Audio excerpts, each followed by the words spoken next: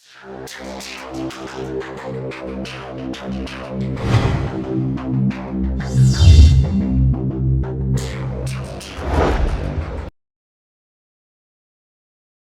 2026년 2월 28일 이정훈입니다. 이란 시간으로 2월 28일 오전 10시부터 미국이 이스라엘과 같이 이란을 공격했습니다. 저는 이걸 보면서 미국이 이북을 폭격한다면 어떻게 될까라는 생각을 해봅니다. 이재명 보라고, 김정은 보라고, 시진핑 보라고 이북을 폭격하면 어떻게 될 것인가. 거침없습니다. 트럼프의 의사결정 매우 신속합니다. 말로만 하는 비핵화는 없습니다. 이 비핵화를 위한 공격 때문에 이재명과 김정은의 원치 않는 브로맨스가 시작되지 않을까 이렇게 예측을 해봅니다. 많은 보도를 보셨죠. 오퍼레이션 에픽 퓨러, 장대한 분노라는 작전명을 붙여서 미국이 이스라엘을 공습했습니다. 2018년인가요? 2018년 같은 해. 그때 이제 문재인 정권이 사기를 쳤죠. 북한이 핵을 포기할 수 있다라는 거짓말을 하면서 트럼프 보고 만나라라고 그랬습니다. 그래서 트럼프가 그래? 그럼 만나줄게. 이렇게 했었죠. 근데 북한이 이제 딴짓을 하니까 그때 트럼프가 김정은한테 편지를 보내면서 화염과 분노를 표현해서 화염과 분노. 너 죽인다 했었는데 그 분노가 이번엔 장대한 분노라는 이름으로 바뀌어서 이란을 때리는 작전명이 됐습니다. 이스라엘이 같이 작전을 했습니다. 같이 때렸는데 이스라엘의 작전명은 사자의 우르렁거림, 포효입니다. 사자는 이스라엘이 자주 쓰는 자기네 상징입니다. 그래서 이란의 최고 지도자 하메네이하고 대통령이 있는 곳을 때렸는데 아직은 이들을 죽이려고 하지 않는 것 같아요. 죽일 수 있습니다. 근데 안 죽이는 것 같아요. 트럼프가 상당히 흥미있는 말을 했어요. 이란 국민들한테. 자유의 시간은 가까이 있다. 안전한 곳에 있고 집을 떠나지 말라. 밖은 매우 위험하다. 폭탄이 사방에 떨어질 것이다. 라고 이란 국민을 위해 트위터를 날린 다음에 그러나 우리가 공격을 끝내면 당신들이 정부를 접수하라. 이것은 아마도 여러 세대에 걸쳐 여러분이 할 수 있는 유일한 기회가 될 것이다. 네. 즉 하메네이하고 이란 대통령 척결은 이란 국민이 하라 라고 던져줬어요. 즉 민주화 혁명을 하라는 거죠. 그렇게 국민 스스로가 민주화 혁명을 해야만 됩니다. 동유럽 공산국가하고 소련이 무너질 때 그게 밑에서부터의 인민의 분기였습니다. 시작은 폴란드의 자유노조운동, 바엔사가 일으켰죠. 아니 공산국가에서 어떻게 노조운동이 일어납니까? 그 운동이 일어나면서 이 밑에서부터 인민이 일어나서 뒤집으니까 공산정권이 무너졌고 그리고 그렇게 구축된 자유민주정권은 그때가 90년, 89년인데 벌써 한 30년 이상 탄탄히 오고 있습니다. 이 외국 정부가 들어가서 정권을 교체해주면 외세가 침략했다 어쩌다 시끄러지니까 니들이 해라. 그게 훨씬 더 이란 국민들의 자부심을 올리고 좋을 것이다. 자, 제가 어디 가서 항상 이야기할 때 북한의 민주화는요.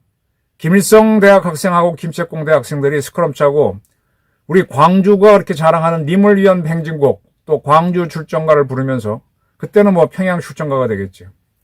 그러면서 데모를 해가지고 김정은을 제거하고 그래서 그들이 대한민국과 하나가 되겠다라고 해야만 평화통일이 되고 중국으로 대표되는 외세가 개입하지 못한다는 말을 많이 합니다. 저랑 비슷하네요. 트럼프의 생각이. 분명히 중국은 한반도가 한민족에 의해서 통일되는 걸 지지한다 그랬으니까 이 외세가 개입하지 않고 북한 인민들이 김정은을 제거한 다음에 대한민국과 통일하겠다라고 하면은 개입할 명분이 없습니다. 왜 때렸느냐? 이란은 미국과 다른 국가를 위협하는 장거리 미사일을 개발하고 있다. 그들의 미사일을 파괴하고 미사일 산업을 완전히 파괴할 것이다. 그들의 해군을 전멸시킬 것이다. 테러리스트 대리 세력이 더 이상 즉 이란에서 나오는 테러리스트 대리 세력이 세계를 불안정하고 미국 군대를 공격하지 못하게 할 것이며 IED 급조 폭발물이나 이런 폭탄으로 사람을 죽이는 걸 막겠다. 테러를 하는 걸 막겠다. 지금 이재명 정권이 아주 웃기게 가덕도에서 피습당한 걸 테러라 그랬죠. 이재명 정권이 하는 테러는 참 웃기는 테러, 정치적인 테러를 얘기하는 거고. 이제 이재명 정권도 이북이나 이런 애들이 하는 이 급조 퍼포먼 테러를 당해봐야만 이 정치가 뭔가를 좀 알 것 같아요. 핵시설을 많이 얘기했지만은 지금 트럼프는 이란의 핵시설을 딱 찍어서 얘기한 게 아니라 장거리 미사일, 그 다음에 테러 세력, 그 다음에 외국으로 나올 수 있는 해군을 전멸시키겠다 그랬습니다. 핵은 거의 잡았다고 보고 나머지 수단을 꺾기 위한 작전을 했습니다.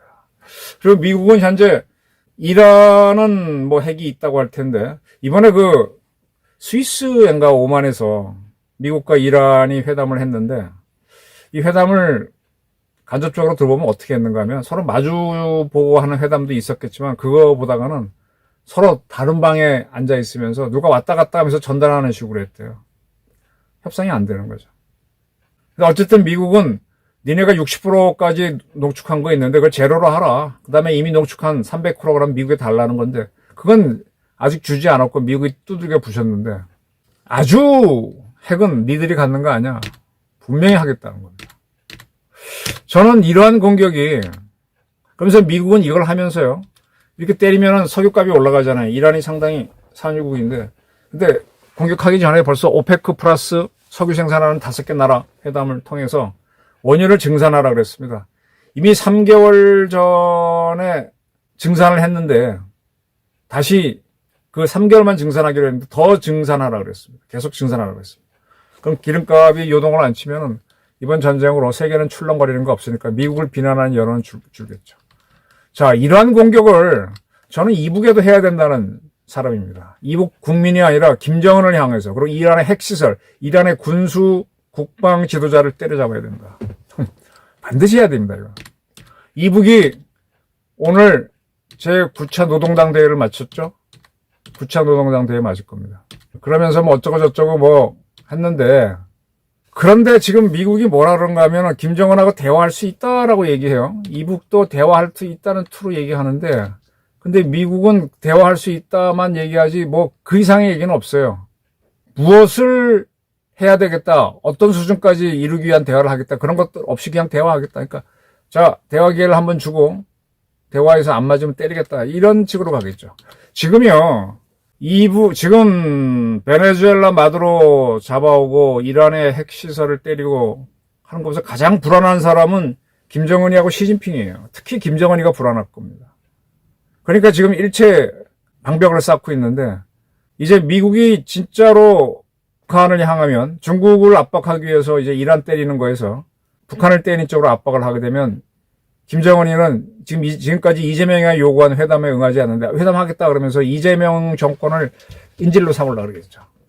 지금 미국은요, 북한을 때리는 게 바로 옆에 중국이 있어 불편하고 두 번째로 중동에서는 이란이 협력을 해주고 이스라엘이 계속 협력을 해주고 이란이 먼저 때려왔기 때문에 가능한 건데 여기에서는 지금 대한민국이 그걸 안 하고 있어요. 이것만 하면 대한민국 지위는 굉장히 올라갑니다. 지금 국제정치를 보니까 국제정치에서는 전 세계가 움직이는 국제정치에서는 미국을 중심으로 한 1번 그룹이 있고 그 다음에 뭐 러시아가 이끄는 2번 그룹이 약하게 있고 그 다음에 중국이 이끄는 3번 그룹이 있는데 외견상으로 보게 되면 미국이 1등, 뭐 2등이 러시아 또는 뭐 중국이 2등, 러시아가 3등 이렇게 볼 수도 있는데 그 2등의 힘이 셀 것 같죠. 제가 보기에는요. 1번 그룹을 이끄는 미국이 주로 세계 문제를 누구랑 상의합니까? 영국의 상의합니다. 영국의 힘이 훨씬 셉니다. 1번 그룹에서 2번 역할을 하는 게 최고입니다. 근데 동북아 문제로 돌아왔을 때는 미국이 누구랑 상의를 할까? 지금 할 수 있는 대상은 한국, 일본, 대만입니다. 과거 일본이 참 어리숙한 정보, 유약한 정보가 있을 때는 반대로 한국에는 전두환, 박정희 정부가 있어서 우리가 국력은 딸렸지만 굉장히 힘을 썼는데 지금은 문재인, 이재명 같이 이상한 정권이 들어서니까 일본이 다시 일본을 가져갑니다. 동북아에서 2번 차지하면서 미국과 협상을 하게 되죠. 자, 지금 한국이 계속 북한을 때리는 거를 거부하게 되면 미국은요. 지금 일본의 꿈이 지금의 헌법을 개정해서 일본은 군대를 가질 수 있다. 그리고 국가가 난제를 푸는 방법으로 전쟁을 할 수 있다. 이런 식으로 헌법을 바꾸게 될 겁니다. 지금 이재명, 문재인 같은 자들이 대한민국 대통령 하기 때문에 일본의 무장이 점점 더 확연해질 수 있어요. 물론 그렇게 무장한 군대는 미국이 딱 통제하겠죠. 나토처럼. 근데 그런 기회를 대한민국의 좌파가 북한하고 자꾸 춤을 추니까 기회를 준다고. 우리가 이스라엘처럼 북한을 때려버리면요, 일본은 정식 국가, 군대를 가지기 어려워집니다. 자위대라 갖고 있는 거지. 이거 잘 보셔야 됩니다. 지금 미국은 보다 확실한 핵을 갖고 있는 북한 같은 경우는 이제 강선지구에 핵 농축 공장이 있고 그런데 그런들 굉장히 때리고 싶겠죠. 때릴 겁니다. 지금 그게 두려워서 이재명, 안규백 이런 사람, 더 두려워하는 건 정동영 이런 자들, 진짜 친북 용공주의자들이 방방 뜨고 있는데 북한에서 핵시설을 제기하고 김정은을 제거해야죠. 근데 핵시설을 제거한 다음에 김정은 제거하는 거는 김책공대, 김일성 공대 애들이 님을 위한 행진곡, 광주 출정가, 플라송을 부르면서 해야죠.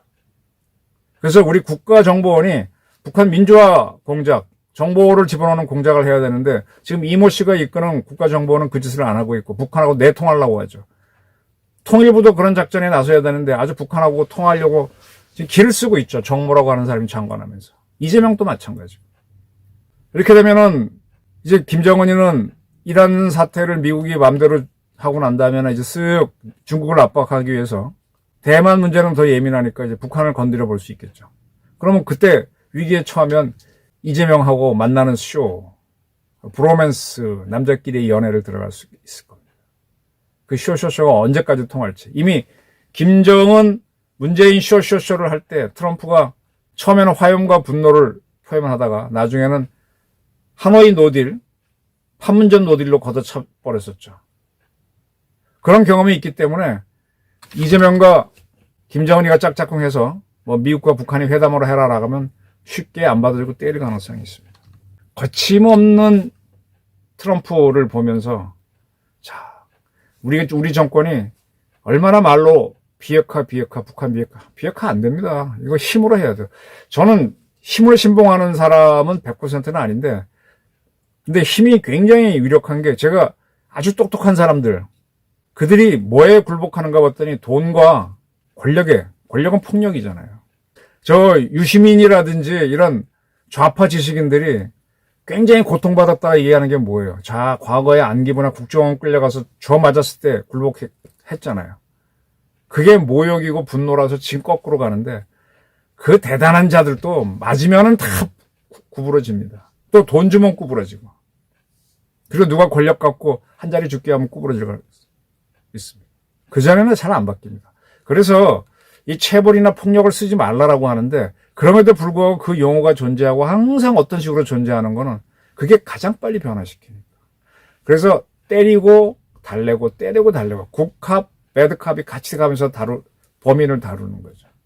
때리고 대화하고 이걸 모택동은 어떻게 표현한 담담타타 그랬어. 대화하고 때리고 담담타타. 이 공산주의자들이 이거 쓰는 방법이에요. 보편적인 방법인데 꽃으로도 때리지 말라 이렇게 하니까 이제 그게 좌파가 되는 거지. 저는 트럼프가 지금 사업을 한 사람이기 때문에 해본 사람이기 때문에 어떻게 다룬지는 아는 것 같아요. 이제 휙 돌려서 시진핑 보라고 김정은을 때린다. 그때 이재명은 어떻게 할 것이냐. 과거에 이제 YS는 클린턴이 북한 때린다 그랬더니 뭐 절대로 안 된다고 방방 떠놓고 나중에 죽기 전에 후회한다 그랬죠. 그래도 YS는 양심이 있는 사람인데 이재명은 그런 사람이 못 될 겁니다. 저는 이제 거침없는 트럼프가 김정은을 쭉 바라보고 있고 그래서 자꾸 대화할 수 있다 던져놓고 있는 거예요. 그 전에 그렇게 딱 말로 몰아놓고 이란 잡은 다음에 올 겁니다. 근데 같이 해야 될 상대가 대상이 한국인데 한국이 안 하면 일본을 동원해서 하겠죠. 그러면 중국에서는 뭐 길을 쓰고 마고 어려울 겁니다. 시진핑이. 지금 이 연합뉴스를 보니까 북한에서는 핵 보유국을 인정해라. 미국과 대화할 수 있다. 이렇게 나옵니다. 핵 쓰겠다는 사인을 주는 거예요. 핵 쓰겠다는 사인 때문에 이북은 더 얻어맞을 수 있죠. 미국이 이북도 폭격한다면 어떻게 될까요? 한국 증시 이재명 6천, 8천 만세 부르는데 어떻게 될까요? 주가가 떨어져도 저는 만세 부를 것 같은데 이재명은 참담해지겠죠.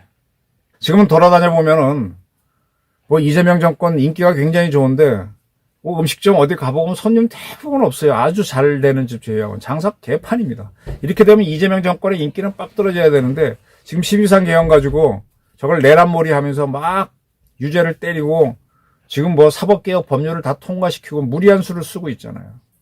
근데 뭐 지역화폐 나눠주고 뭐 나눠준다고 하니까 지지율이 높은데 사실은 이재명 정권은 지금 정치 못한다고 굉장히 비난받아야 됩니다. 국민들이 속고 있는 거예요. 어리석죠. 그리고 국제정치도 잘못 읽고 있습니다. 이북이 미국한테 얻어터진다면 이재명은 어떻게 될까 상상해 보시고 그때 상황에서 뭘 선택하는 게 좋은지 지금쯤은 예상하실 때라고 봅니다. 감사합니다.